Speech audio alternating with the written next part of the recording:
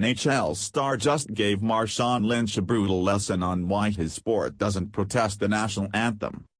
And we now have another ungrateful elitist rich spoiled brat overpaid ball player refusing to stand for the national anthem.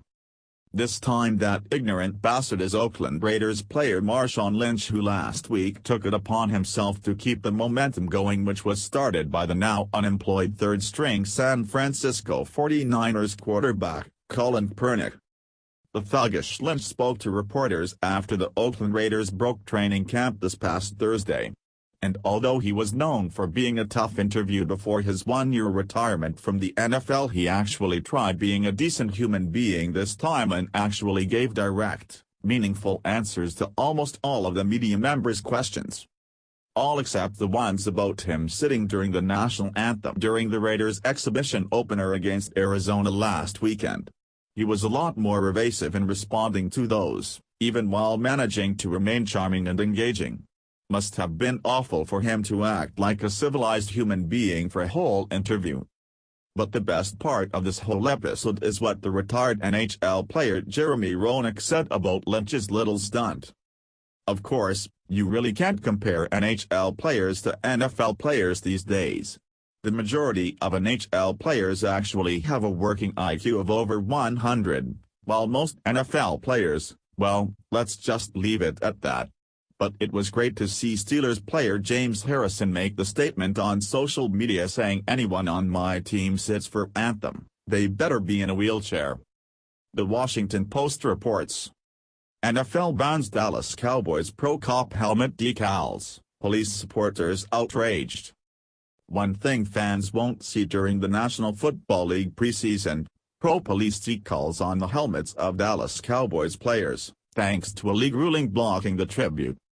Supporters have decried the NFL's ban on the arm-in-arm helmet decals, which players have worn during practices as a display of unity with Dallas police following the July 7 massacre of 5 officers by an anti-police sniper at a Black Lives Matter protest.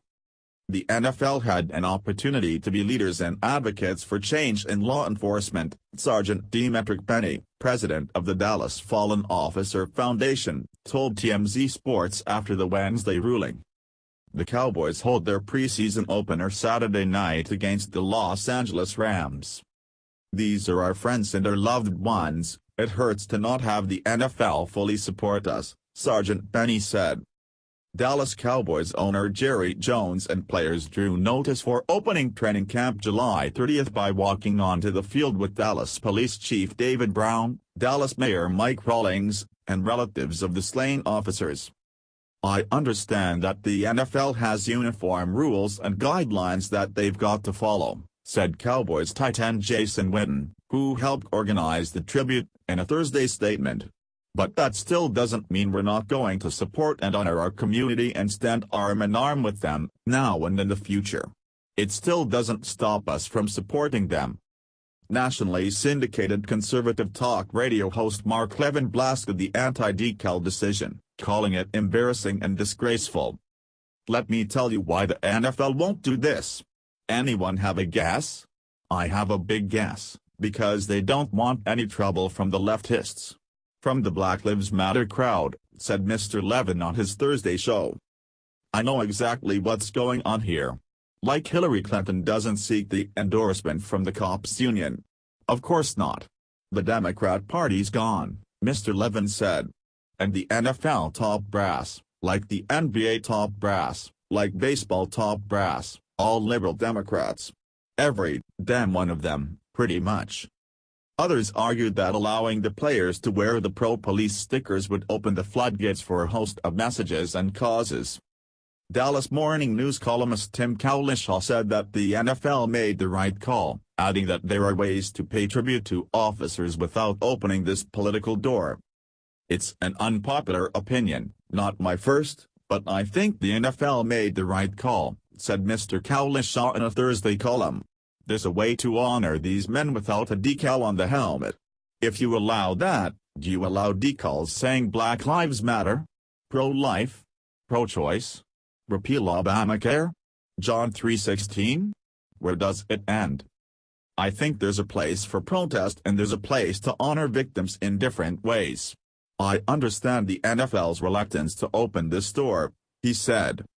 Critics countered out that the NFL has already allowed changes to its players' uniforms in order to boost certain causes, such as wearing pink to promote breast cancer awareness in October. Promoting breast cancer research isn't viewed as particularly divisive, but backers of the armed decals say honoring police officers shouldn't be, either. These teams and players have a spotlight on them and could have helped bring awareness.